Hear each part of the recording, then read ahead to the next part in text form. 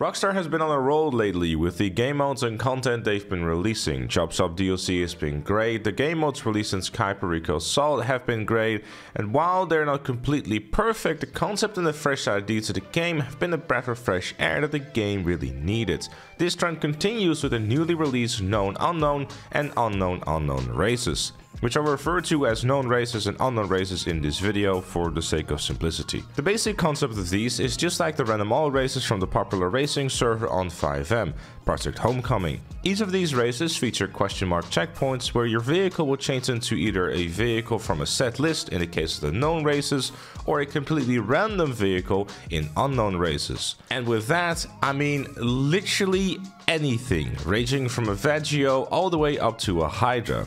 You'll see it in the footage throughout the video. Let's start off with the known races. There's a total of 4 of these and they all have a set amount of laps and will make you go through every single vehicle on the list throughout the race. So if you start with a Rhino tank and you see the rest of the field in a barrage, don't worry, that time will come and you will encounter them later in the race in a tank as well.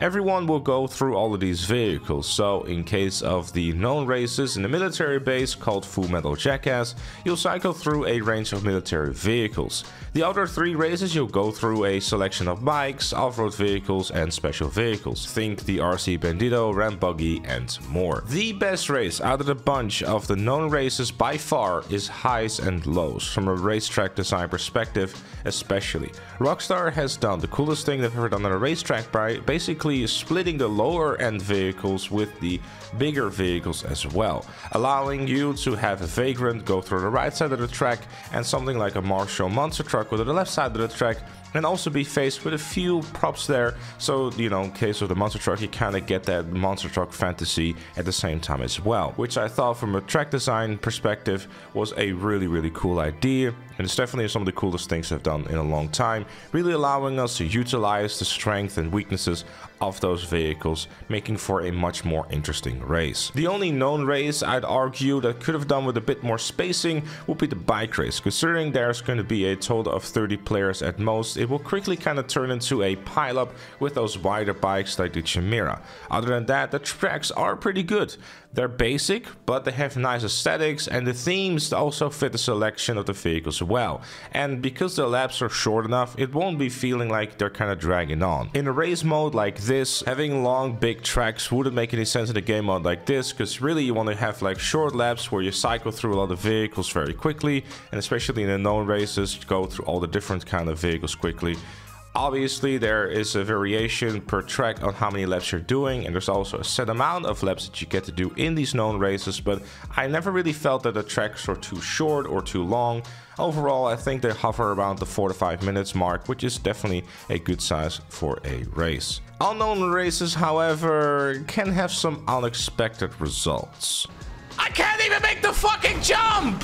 Haha, funny stream clip moment aside, the unknown races are definitely my favorite in terms of the game mode itself. It features 3 races, with 2 of them being a bit more focused on jumps and adding variety to races. Think, for example, having to go through sea and also having to go through some stunt loops as well. You can even get a plane in the middle of a race, for example. Yes, it is really that kind of random. The tracks themselves are also pretty solid. The only thing that I would have liked to see is that the randomized checkpoints would have been spread out a bit more.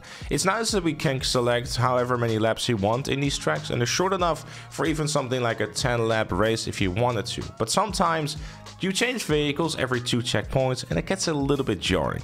I understand that Rockstar doesn't want to go full random all one-on-one copy and make it so vehicles will change only every single lap, as it would likely not really fit the more casual audience, resulting into more people leaving because they got a very slow vehicle or just a bad vehicle during a lap. But a bit more spacing between them to make that good or bad vehicle become a bit more impactful would be nice, and it would kind of add to the game mode in my opinion. At the end of the day, this game mode is really all about getting lucky and utilizing your racing ability to make it to the finish line as fast as you can. The charm of the random all game mode, as it clearly is really just about getting that one bad vehicle during a lap or two, and then suddenly you get like the fastest vehicle in the field and kind of crawling your way all the way from the back up to like a top 3 situation, like I had it happen a couple of times when I was playing this game mode last night. It's there where a game mode like unknown or I guess random all really shines. This is where I guess also mostly because of me, that the fact that I stream the game and, you know, you get some cool reactions and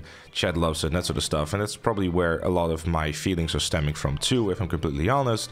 But I'd like to think that this is the same kind of reaction that people might have as well with just playing by themselves, or even when they're playing with some friends and just having a good time together and having a laugh. You know, that's kind of what it's all about after all. Luckily though, if you are unlucky like me and you get one of those vehicles that cannot even make a jump or slide off the track, then you can respawn with a vehicle that might be able to get you further. Overall, I think Rockstar has done a great job on these races, but the biggest critique I have of them is I wish there were more of them. Truly, the most fun I had in an official Rockstar mode for a long time.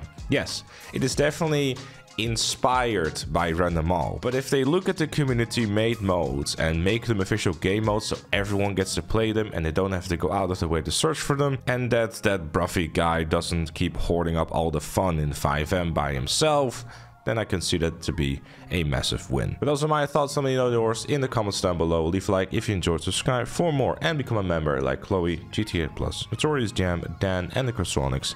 And I'll see you all later.